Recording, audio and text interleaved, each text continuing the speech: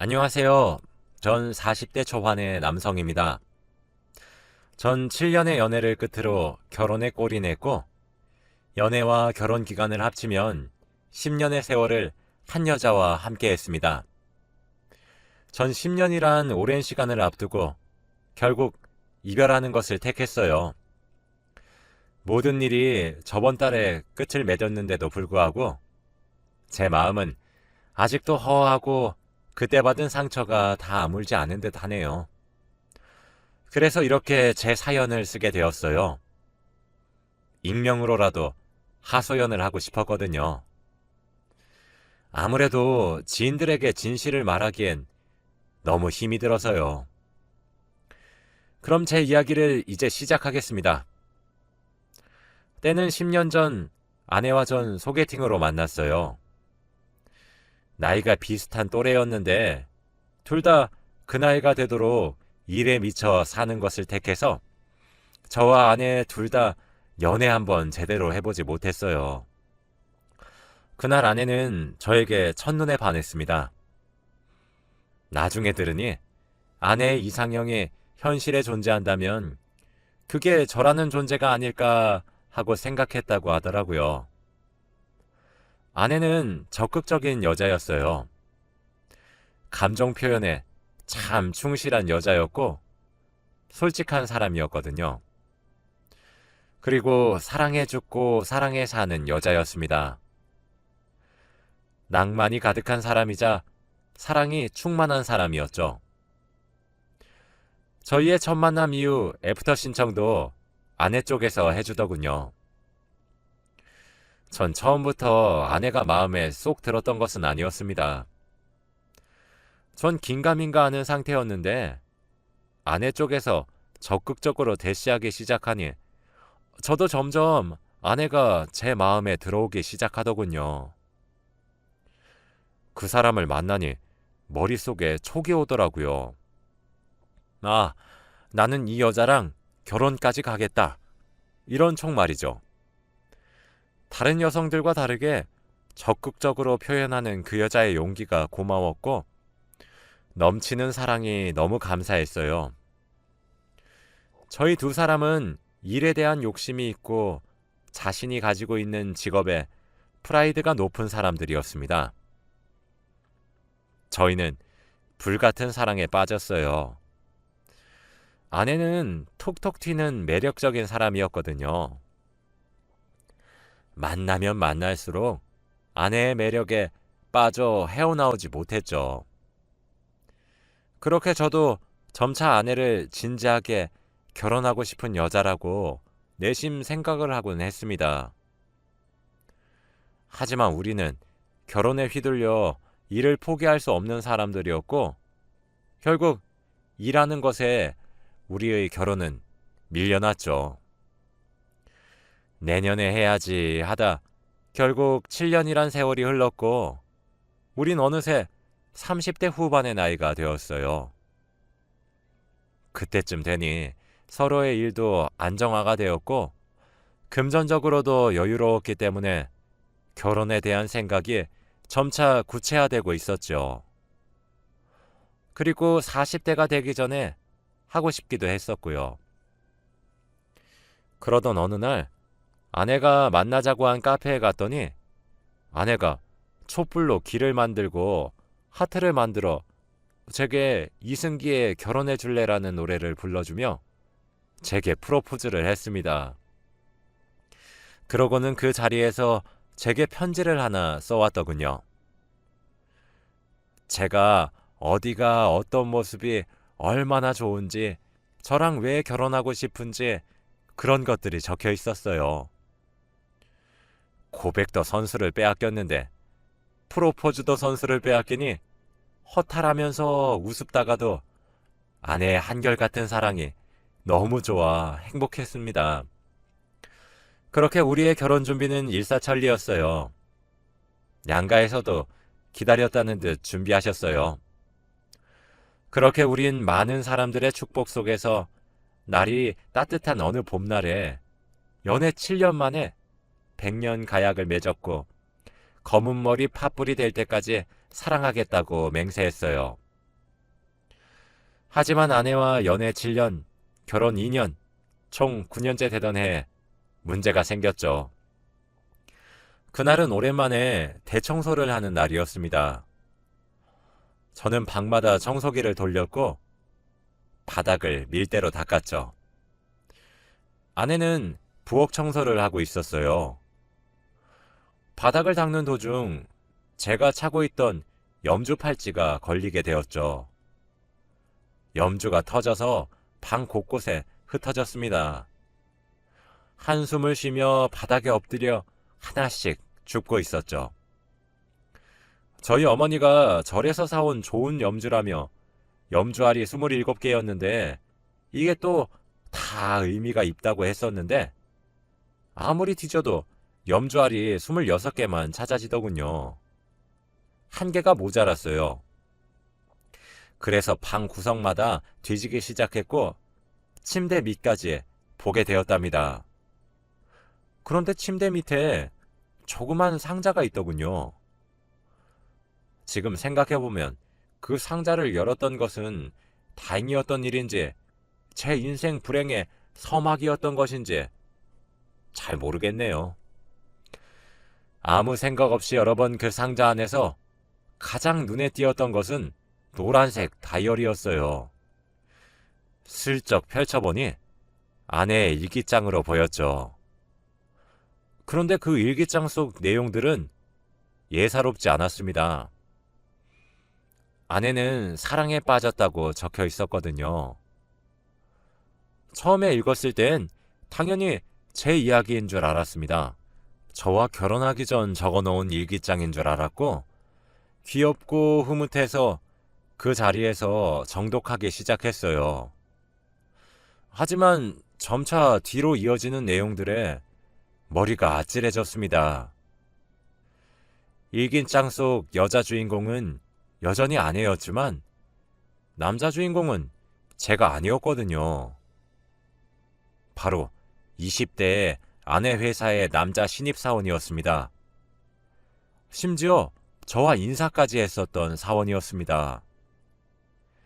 야근하는 아내를 위해 도시락을 싸서 가져다 준 적이 있었는데 그때 마주쳤었던 기억도 났어요. 일기장에 적힌 내용에서는 화이트데이라고 아내를 위한 사탕을 따로 주었던 이야기와 함께 지방으로 놀러 갔던 이야기, 생일 선물을 받았던 얘기 등 그들의 사랑 이야기가 적혀 있었습니다. 심장이 쾅 하고 떨어지는 기분이 들었고 믿기지가 않았어요. 대체 언제부터 그런 사이였을까 하며 오만 상상이 다 되었죠. 심지어 상자 속에서는 둘이서 같이 찍은 것으로 보이는 사진들이 여러 장 들어있었고 생일 축하한다는 카드와 함께 선물을 담았었던 포장지까지 전부 들어있었죠. 9년째 되던 해여서 9수의 저주가 내려졌었던 것일까요? 믿겨지지 않았고 새하얗게 질린 얼굴로 상자째로 들고 나가 콧노래를 부르며 부엌을 청소하는 아내 발치에 집어던졌습니다. 아내는 크게 놀라지 않더군요. 담담하게 아, 걸려버렸다 하는 수준의 놀람 정도랄까요? 설명을 요구하는 제 고성에도 아내는 차분하게 말을 하더군요. 나 사랑하는 사람 생겼어 라고요. 제게 말을 하는 아내의 눈은 9년 전 제게 미쳐 있었던 그 사람의 눈빛이었고 사랑의 눈이 멀어버린 사람처럼 보였습니다. 그리고는 제게 나 그 사람 아이도 임신했어. 미안해.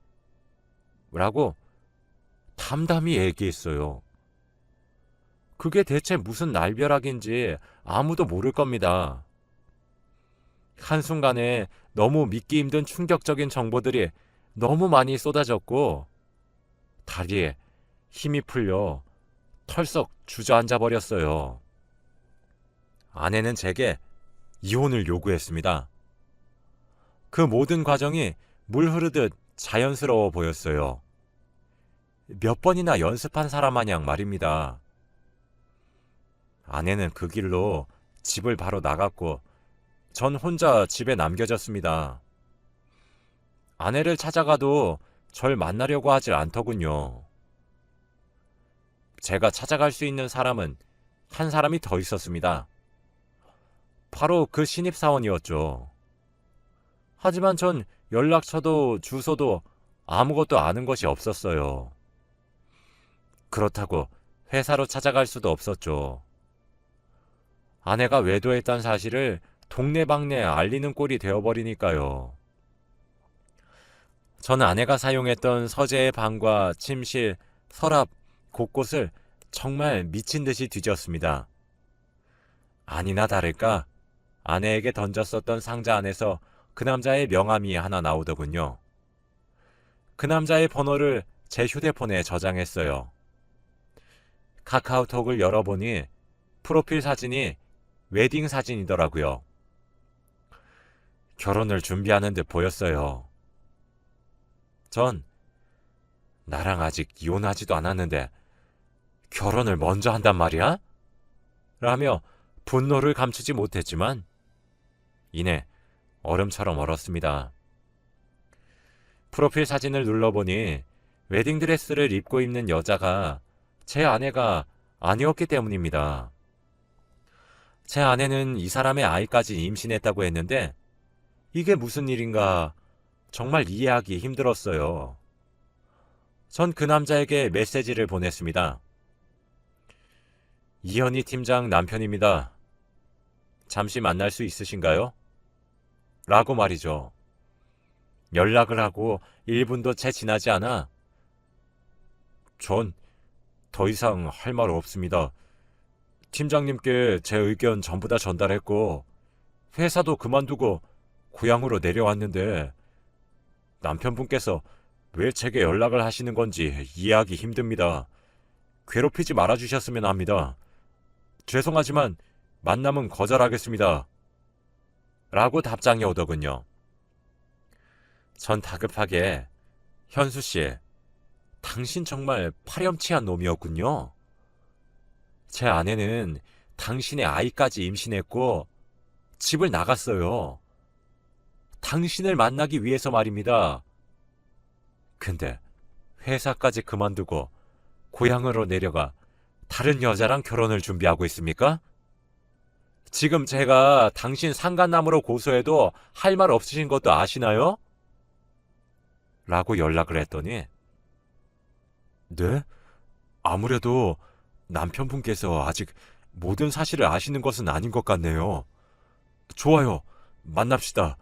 내일 오후 3시까지 이쪽으로 오시면 나가겠습니다.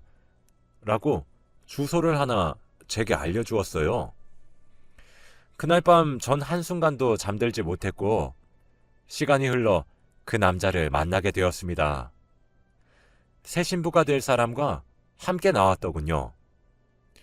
정말 뭐가 그리 당당한 건지 당최 이해가 되지 않았어요. 새 신부를 보니 현수 씨의 프로필 사진에 올라와 있었던 웨딩 사진과는 달리 배가 나왔더군요. 임신을 한 듯 했어요.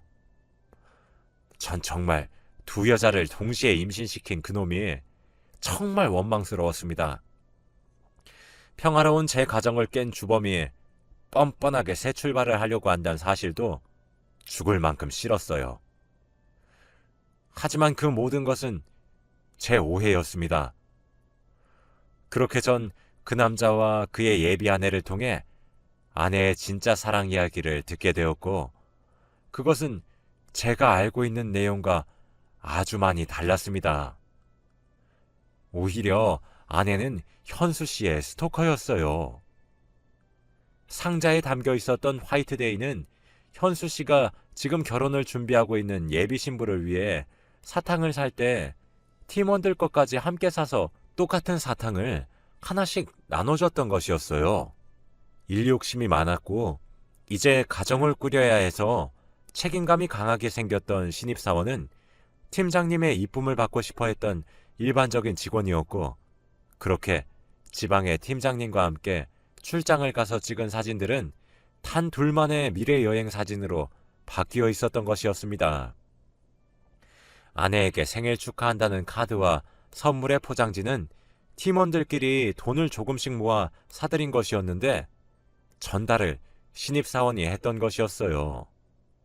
하지만 여기서 제 충격은 끝나지 않았습니다. 가장 충격적이었던 것은 아내의 임신이었어요. 현수 씨의 아이를 임신했다고 제게 이혼을 요구했던 아내가 실은 제 아이를 임신했던 거였어요. 현수 씨는 아내와의 부적절한 관계는 절대로 가진 적이 없고 밤늦게 만난 적조차 없을 뿐더러 지금 임신 중인 예비 신부에게 헌신하고 있었습니다. 그 와중에 예비 신부가 왜 이런 이야기를 나누는 곳에 나왔나 했더니 임신 중인 예비 신부에게 제 아내가 익명으로 SNS로 메시지를 보냈다더군요. 남의 남자 가로채니까 좋냐? 너 때문에 내 인생은 망했다. 현수 씨를 놔줘라. 등등 제게 하나둘씩 꺼내놓은 증거들은 제게 커다란 충격을 안겨주었습니다. 현수 씨가 제게 그러더군요. 저요, 회사를 때려치운 것도 전부 팀장님 때문입니다. 생각해보세요. 일개 신입사원과 경력이 있는 팀장 사이에 이런 일이 생긴다면 누가 그만둬야 되겠습니까? 그런데 진짜 어제도 제게 연락을 해오셨어요. 제가 이 사람과 결혼식을 하면 뛰어내리겠다고 문자가 왔단 말이에요. 전 진짜 피가 바짝바짝 마르는 기분이에요. 그리고 제 아내 될 사람은 무슨 죄가 있다고 이런 꼴을 당하고 이런 협박성 메시지를 받아야 되는 거냐고요. 제가 진짜 남편분보다 나이도 많이 어리기도 하고 이게 무슨 좋은 일인가 싶어서 조용히 떠났는데 굳이 찾아와서 들쑤시는 이유는 대체 뭔데요? 진짜 저 더 이상은 팀장님과 엮이고 싶지 않고 제가 사랑하는 이 여자랑 행복하게 결혼하고 잘 살고 싶습니다. 그러니 더 이상 찾아오지 마시고 팀장님이나 좀 말려주시길 바랍니다. 전 그 말 하려고 이 자리에 나온 거예요. 라고 말이죠. 그러고는 자리를 박차고 나가버렸어요. 제 아내는 상상 속의 연애를 하고 있었던 거였어요. 신입사원의 열의는 아내에게 사랑으로 둔갑되어 있었고 그렇게 작고 사소하게 시작했던 아내의 망상은 범죄 수준에 다다라 있었고 저와 아내의 사랑의 결실로 만들어진 아이는 현수 씨와의 아이로 둔갑되어 있었습니다. 정말 어디부터 어디까지 바로잡아야 하는지 갈피도 잡히지 않았어요. 정말 죽고 싶을 정도로 힘들었습니다. 그런데 아이까지 가진 아내를 버린다는 것은 더욱 상상할 수 없었어요. 이미 전 아내를 저보다 더 끔찍히 사랑하고 있었으니까요.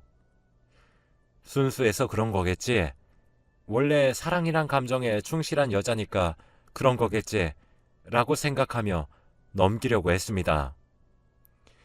시간이 지나 감정이 희석되면 제게 돌아올 것이라고 생각했거든요. 그렇게 보듬고 넘어가자고 얼마나 다짐했는지 몰라요.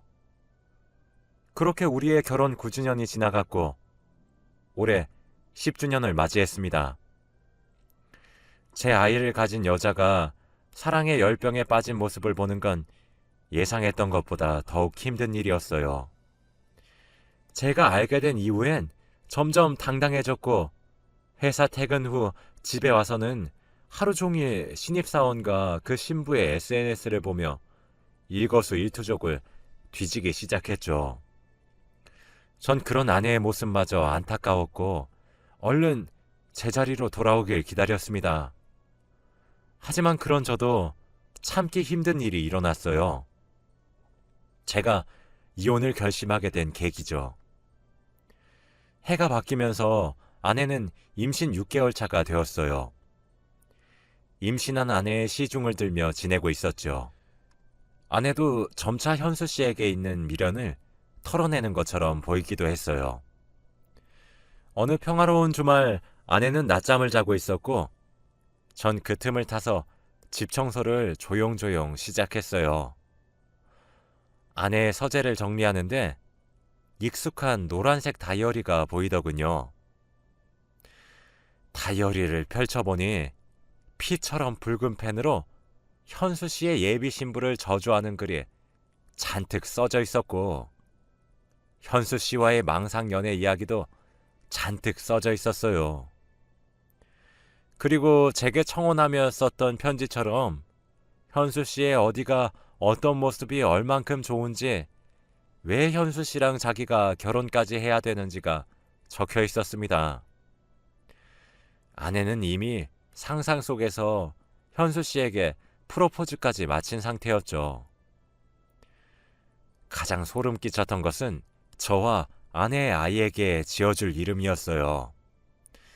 제 아내의 이름인 현이와 현수 씨의 이름을 하나씩 따서 여자아이라면 수희, 남자아이라면 희수라고 지을 계획이 쓰여져 있었고 하루빨리 현수 씨가 자기에게로 돌아와 주었으면 한다고 적혀 있더군요. 일기장을 넘기면 넘길수록 아내의 망가져가는 정신 상태가 고스란히 드러났습니다. 현수 씨의 결혼으로 인해 죽고 싶다는 글까지 읽게 되었어요. 전 그때가 되어서야 인정을 할 수 있었습니다. 아내의 상상 속의 사랑은 사실 무서운 집착이었단 사실을 말이죠. 더욱 무서웠던 점은 아내가 실제로 현수 씨의 결혼으로 인해 스트레스를 극심하게 받았다는 사실이었어요. 결국 불안정한 아내의 심리 상태로 뱃속에 있었던 아이는 결국 버티지 못하고 하늘의 별이 되었습니다. 전 더 이상 아내를 배려해 줄 이유도 필요도 느끼지 못하겠더군요. 그렇게 이혼을 결심했습니다. 망가진 아내의 모습을 보고 있으면 위자료고 나발이고 조용히 끝내고 싶었어요. 소송이고 뭐고 간에 더 이상 마주하고 싶지 않은 마음이 강했습니다. 제게 들킨 이후로 계속 이혼을 요구해왔던 아내는 제가 이혼해주겠다고 하니 새벽 이슬을 머금은 나팔꽃처럼 환하게 웃으며 고맙다고 하더군요. 그때 느꼈던 씁쓸함은 참 허무했습니다. 그렇게 우리의 뜨겁고 열렬했던 사랑은 협의 이혼으로 끝맺었어요. 전 조용하게 끝내고 싶었는데 이혼 소식을 접한 처가댁에서 난리가 났고 그 과정에서 저희 집에도 모든 사실이 알려지게 되었죠. 장인 어른께서 제게 찾아와 딸을 제대로 가르치지 않고 시집 보내서 너무 미안하다며 꺼이꺼이 우시는데 제가 너무 상처를 받아서일까요? 그냥 무덤덤하더군요. 그렇게 저와 아내는 헤어졌습니다. 처남이 제게 알려주더군요. 아내가 현수 씨에게 스토커로 신고를 계속 당하고 있다고 말입니다. 제게 생글생글 웃으며 애교 서린 목소리로 사랑한다던 한 여자의 모습에 망가질 대로 망가진 것을 보니 참 허무하네요. 지금 생각해보면 아내가 제게 주었던 사랑도 어쩌면 무서운 집착이었을지도 모르겠어요. 지금은 너무 힘들고 슬프지만 저도 언젠가 이 상처가 다 치유되길 바랍니다. 저도 언젠가 다시 일어날 수 있겠죠? 다들 응원해 주시길 바래요. 여러분들의 사랑은 저처럼 슬프거나 비참하지 않고 행복하고 사랑이 충만하길 바라며 이만 글을 마치겠습니다.